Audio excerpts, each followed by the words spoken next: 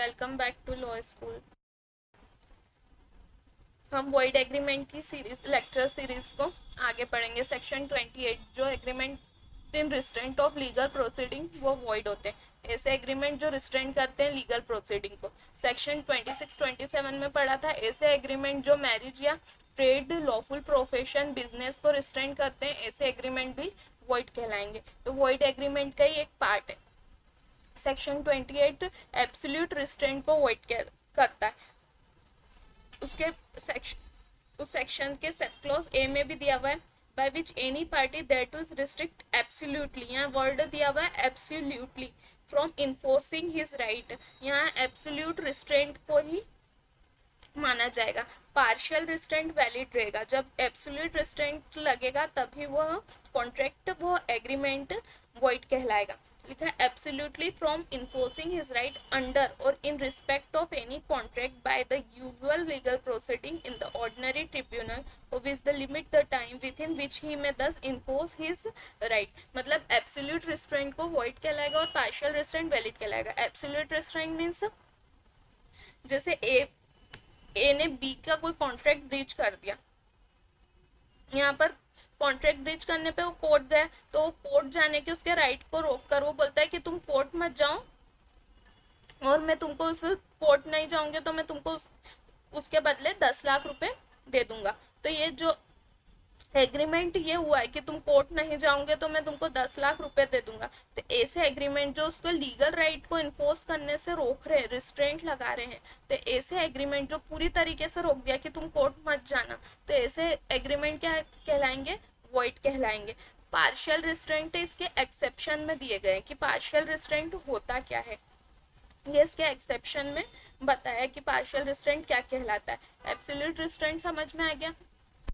Absolute restraint पूरी तरीके से रोक दिया। जैसे एक और एग्जांपल मैं बताती हूँ। जैसे ए ने बी के घर पे चोरी करी, यहाँ पर बी ने चोरी करी तो ए को पता चला कि ये बी ने मेरे घर पर चोरी करी। वो कोर्ट गया, उसके अगेंस्ट केस करा तो कोर्ट गया, उसके लीगल राइट था उसके पास जाने का, कोर्ट जाने का। यहाँ पर बी ने मना कर दिया कि मैं तुमको तुम्हारा चोरी किया हुआ माल भी वापस दे दूंगा और तुमको कुछ अमाउंट भी दे दूंगा। तो इससे उसका राइट रिस्ट्रेंट हुआ। लीगल राइट जो उसका कोर्ट जाने का था, वो केस करने का था, वो राइट रिस्ट्रेंट हुआ। पूरी तरीके से उसको रोक दिया। उसकी लीगल प्रोसीडिंग पर जो कोर्ट लीगल प्रोसीडिंग है उस पर रोक लगाई। अगर सब ऐसे ही कॉम्प्रोमाइज करने लगे, सब अपने अकॉर्डिंग काम करने लगे कि मैं तुमको पैसे दे दूंगा, तुम कोर्ट मत जाना, कहीं एक्सीडेंट हुआ तो फिर कोर्ट ऑफ लॉ की जितने भी लॉ है उनकी जरूरत ही नहीं पड़ेगी। ऐसे रिस्ट्रेंट इसलिए क्या कहलाएंगे? वॉइड कहलाएंगे।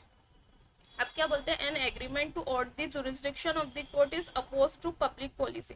ऐसे जो जुरिस्डिक्शन ऑफ द कोर्ट जाने से रोकते हैं ऐसे agreement oppose to public policy होते हैं और यह वॉइड कहलाते हैं। पार्शियल रिस्ट्रेंट मीन्स जैसे पार्टीज ने पहले ही डिसाइड कर लिया कि उनके पास दो कोर्ट का जुरिस्डिक्शन है।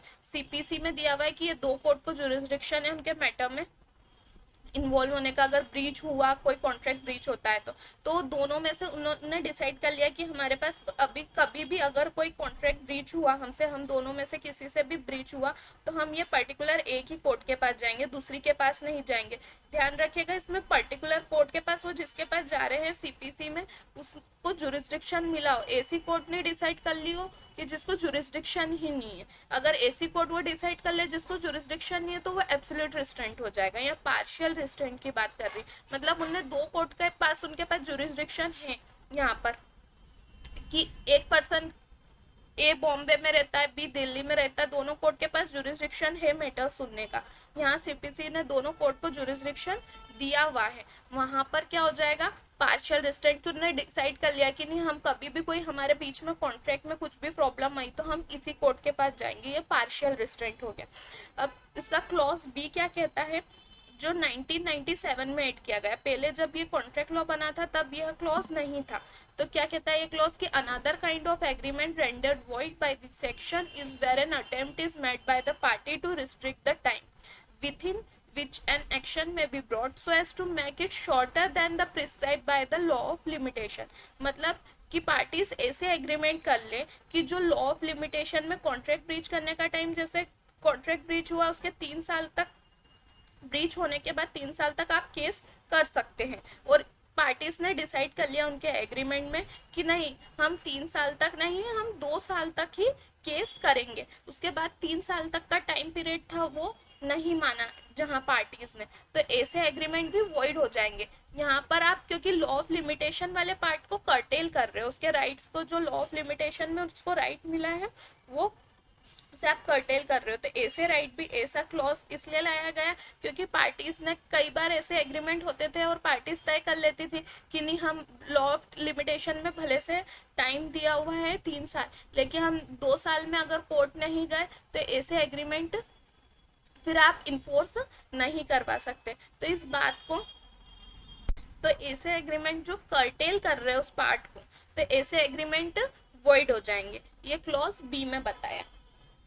जैसे which extinguish the right of any party thereto or discharge any party thereto from any liability under in or respect of any contract on the expiry of specified period so as restrict any party from enforcing his right. उसके right को enforce करने से रोक रहे हैं। Law of limitation ने limit तय कर दी है, तो आप ऐसी कोई लिमिट तय नहीं कर सकते, आप अपने अकॉर्डिंग कोई ऐसी लिमिट नहीं तय कर सकते हैं, डिसाइड नहीं कर सकते हैं कि जो एग्रीमेंट को वॉइड बनाए। ऐसे एग्रीमेंट भी वॉइड कहलाएंगे। ये क्लॉज बी में बताया, जो क्लॉज 1997 में अमेंडमेंट के थ्रू। अब केस के बारे में बात कर लेते हैं। हकम सिंह वर्सेस गेमोन इंडिया लिमिटेड 1971 का केस लॉ है ये। इस केस में क्या कहा, पार्टीज अपनी एग्रीमेंट से किसी ऐसी कोर्ट को जुरिस्डिक्शन नहीं दे सकती जिसको लॉ ने जुरिस्डिक्शन दिया ही नहीं हो।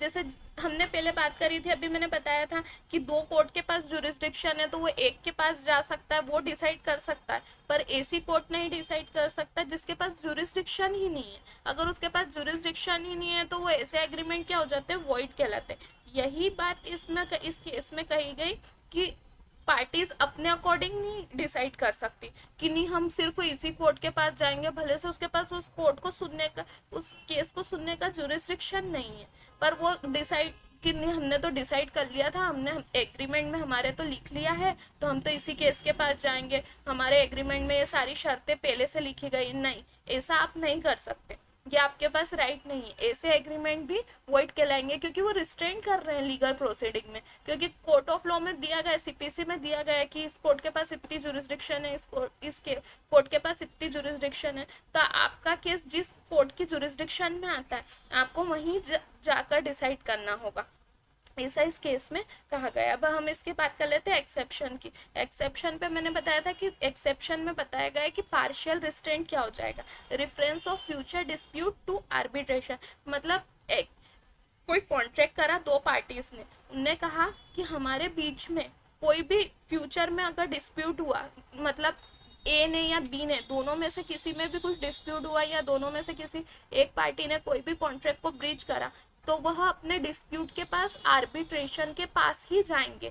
ये डिसाइड कर सकते हैं कि हाँ, हम हमारे फ्यूचर में अगर कोई डिस्प्यूट हुआ है तो हम उसके लिए सिर्फ आर्बिट्रेशन के पास जाएंगे, हम कोर्ट के पास नहीं जाएंगे। ये चीज डिसाइड करने का राइट है, ये एक्सेप्शन में बताया। तो ये पार्शियली रिस्ट्रेंट लगा दिया उन्होंने, पूरी तरीके से रिस्ट्रेंट नहीं लगाया कि नहीं हम कोर्ट नहीं जाएंगे। उन्होंने क्या कहा कि हमारे बीच में अगर कोई फ्यूचर में कोई डिस्प्यूट हुआ है तो हम आर्बिट्रेशन के पास जाएंगे, और आर्बिट्रेशन ने जो अमाउंट अवॉर्ड किए रिकवरेबल के लिए, वही अमाउंट को हम मानेंगे।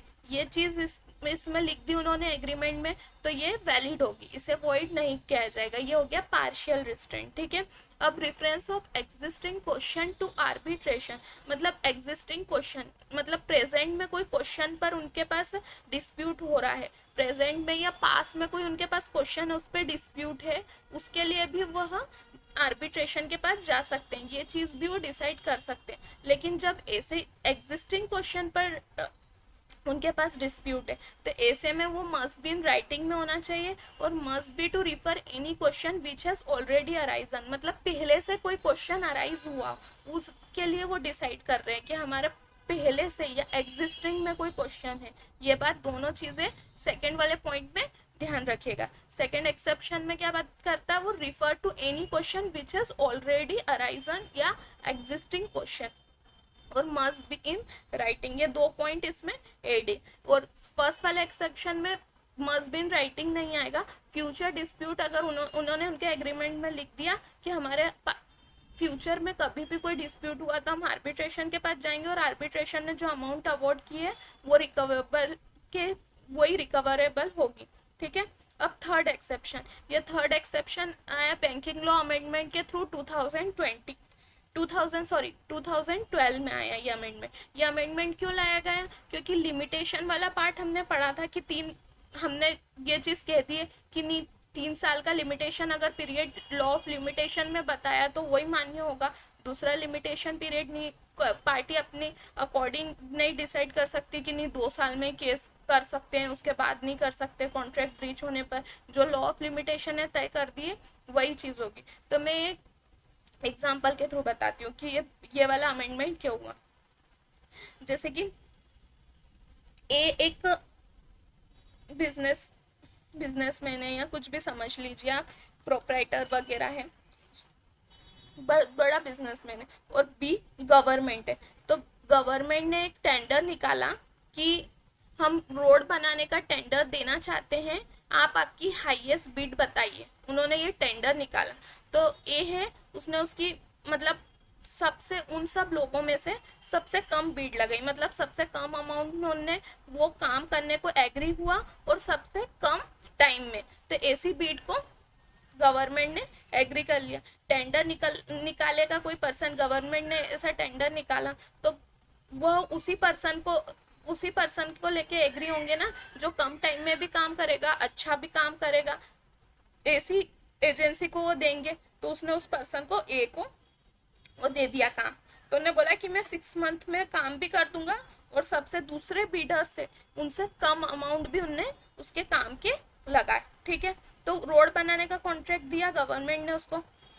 तो कॉन्ट्रैक्ट देने के बाद यूं होता है, कॉन्ट्रैक्ट में 3 पार्टीज होती हैं।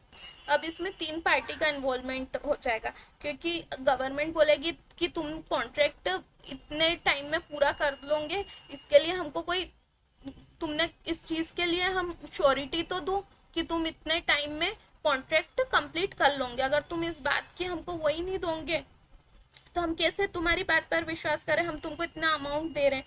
तो इसमें कोर्ट जाती है, सॉरी इसमें क्या हुआ, कोई बैंकिंग इंस्टीट्यूशन या फाइनेंशियल इंस्टीट्यूशन गारंटी ले लेता है कि ये पर्सन ने इतने टाइम में कॉन्ट्रैक्ट नहीं करा या इतने टाइम में परफॉर्म नहीं करा तो ये इतने अमाउंट हम देंगे, अगर वो अमाउंट रिकवरेबल उनसे होगी अगर उसने इतने टाइम में नहीं करा।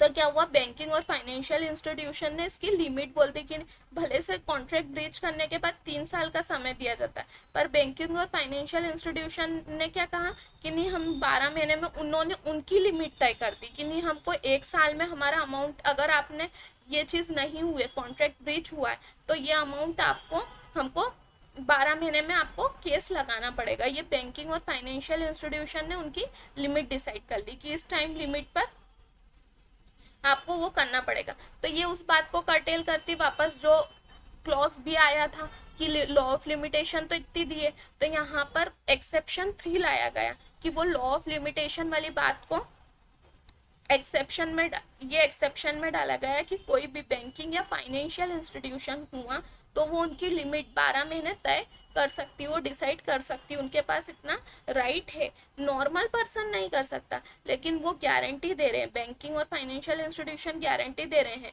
कि कॉन्ट्रैक्ट ब्रीच हुआ तो हम अमाउंट देंगे तुमको, और फिर तुम केस लाए हो तो वो 12 महीने के अंदर केस लाना पड़ेगा।